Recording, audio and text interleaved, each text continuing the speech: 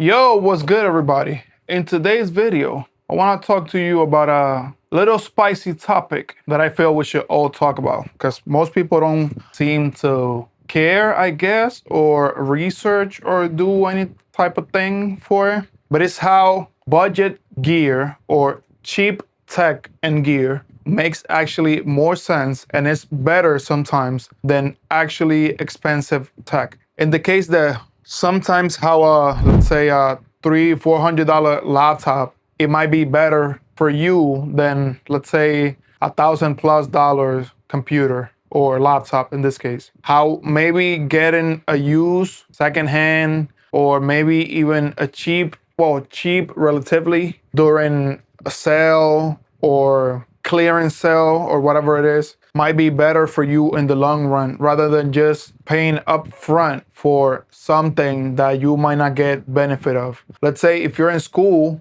and you need a laptop to take notes and maybe do some light web browsing, research papers and stuff like that, maybe some presentations and stuff like that, you might not need to spend much money. Like you might not need to spend, I don't know, $7,000-8,000. You might just get by or be better off with I don't know, $300-400 computer that might do the work just fine, might be just fine for you. In the long run, if you are taking more serious work, yeah, sure, it might work, but you have to keep in consideration and keep in mind that don't buy things on a future promise, meaning that you don't buy things for what might be or you might need in the future or stuff like that, because then you get into the mood and the feel of FOMO and the which means the fear of missing out or what could have been. Maybe I could do this, maybe I could do that. Now, if you're a person that you are tech savvy and you are someone that wants to make money with whatever you buy, let's say, I don't know, you want to be an editor on the side while taking classes, or you want to make run a small business out of your laptop or whatever, or you want to sell 3D prints and stuff like that for useful things that people might need, then sure, spending a little bit more might be your best bet and your best option, but that doesn't work for everybody. Because like I said, not always spending more equals a better experience for you or a better value for you, in the sense that, let's say if you have a budget right now of, I don't know, $600, spending all in one go for a really good laptop or computer that you might use for school might be fine, but maybe you can allocate and split the money and make better decisions. For example, the best laptop you could buy right now in the market that I would recommend anybody, especially now in the holidays, is the M1 MacBook Air, which you could buy right now on Walmart, brand new, or repurposed, which is refurbished, whatever. You could get it refurbished for about $400, but I haven't checked yet the prices, so I might put like a screenshot or something for the current prices. Or brand new for like $500. For $500, that's a lot of computer. Especially if you don't need a lot of power, in the sense that you don't need like to run an LLM, you don't need to run demanding things, because it only has like 8 gigs of RAM, which it's fine for you to get by, but in the long run, it might not be. But for the time being and for what you're gonna get in the market elsewhere, unless you go like super old tech and use, you might not see the same benefit that you're gonna see if you buy the M1 MacBook Air. Another thing is that you don't have to believe in the marketing scheme of companies, which their goal is literally to sell you things and make money off of you, which is the AI power, whatever, especially for Windows computers right now, the ones that run like Snapdragon and stuff like that, Copilot Plus and blah, blah, blah. Yeah, sure, but if you care about privacy, if you care about performance, if you care about raw performance rather than, oh no, I can just have X AI chatbot do this or do that or whatever, then it might not be the best for you, especially when it's reality versus deception. Deception is when they upsell you things like back in the day, well, not back in the day, but like companies started doing in the late 2010s, which would be slap gaming on everything. Oh, gaming graphics card. Oh, which is already like you're missing the point. But like gaming RAM or gaming keyboard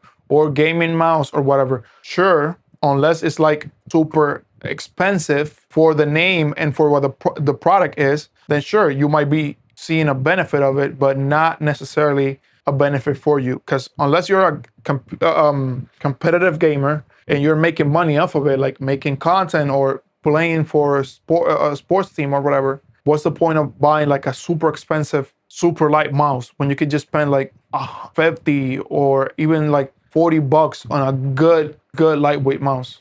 It might not be from a brand that you know, because there's a lot of brands that have come up and are now in the eye of everybody, but it's a good budget gaming mouse or gaming keyboard, or hell, even case or fans, because they're slapping they were slapping gaming on everything. Oh, gaming SSD or gaming memory or whatever. So yeah, companies will try to upsell you and deceive you any way they can. So don't fall for those schemes or those marketing schemes that company use to like trying to make you feel like you're missing out on anything they're trying to sell, because it's not like that at all. Especially with phones, like unless you are in an American market like we are in the US, everybody buys iPhones. It's not because it might be the best phone in the world, whatever. To some people and to a segment of the market, it might be. For most people, which are teenagers, young adults and stuff like that, parents and stuff, sure, because you have your whole family with, you could just FaceTime or you could just AirDrop or you could just use a lot of the features that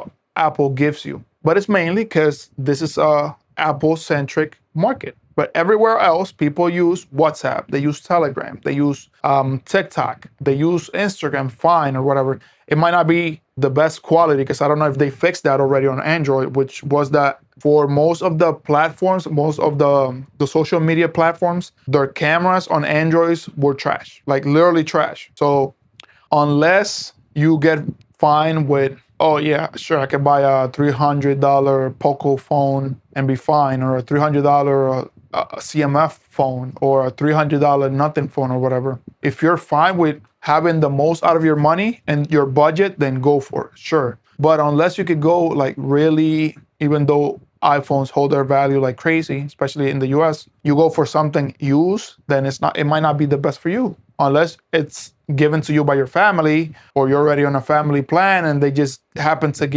the company just happens to give you the phone to your parents or whatever, then it might not be the best. Sometimes really budget, in this case cheap, might be the best option, and it might be the best power and performance that you can get for your money. So try not to get the FOMO vibes or get turned into a mindless, I'm just gonna follow whatever it is that X company or Y company or X company that I like, it's telling you, because it might not be the best for you. Always try to do your due diligence, do your research, try to maximize performance per dollar for your budget. Always look up both sides of the coins, Android versus iPhone, Mac versus Windows, and stuff like that. So always, I mean, sure, if you want to use ChatGPT for it, so do like a comparison, or if you want to use Gemini, or you want to do actually the actual research by yourself, like comparing what people say, like non-biased people, because there's a lot of biases in the tech community, especially from people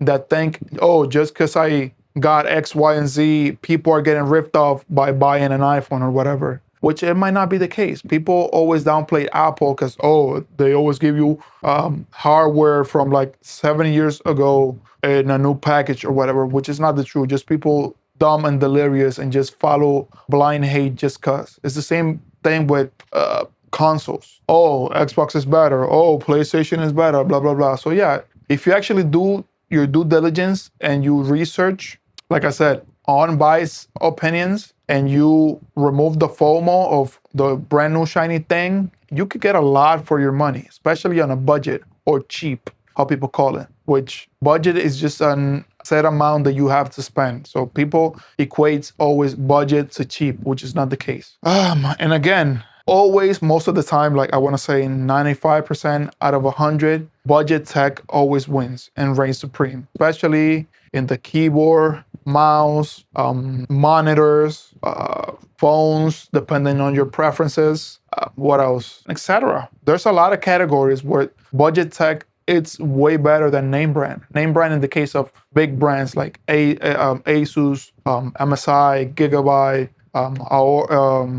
Razer, and stuff like that. So yeah, just get the hype out of your head, do your research from unbiased sources, and decide what's best for you, for your money, for your budget, for whatever it is that you intend to do with said product. Just don't go buying things because you saw your favorite tech reviewer making a review out of, I don't know, 4090, 5090, or whatever. If you can't afford it, or if you're not gonna see any benefit from it in the short and long term, so what's the point? That's why the term unobtainium has taken the tech community for a ride. Like it's been like honed into our heads because a lot of the tech YouTubers, people feel like they are what's it called? Out of touch. Because if you're not reviewing the latest and greatest, then you're not gonna get views. That's not true. There's a lot of tech channels that do budget gaming related content and budget tech related content and budget camera related content. You just gotta know where to find it. I know there's Random Gaming in HD. He does a lot of budget things. There's a Nerd on a Budget. There's Aussie Hardware Talks and stuff like that. There's TechSurf, and that's Toasty Bros and stuff like that. They all do budget tech. Sure, they do videos on the latest and greatest, but it's not as prominent as the highest tech YouTubers. About phones, I wouldn't know where to tell you because I don't follow the phone market way too much. I don't really care. Like as you can see, I have a 15 Pro Max. I really don't care. Sure, I might every like 2 or 3 years buy the new iPhone because it's my preference phone. But it's not like, oh no, you're gonna see me go out of my way to like, oh, maybe I should get this phone or whatever.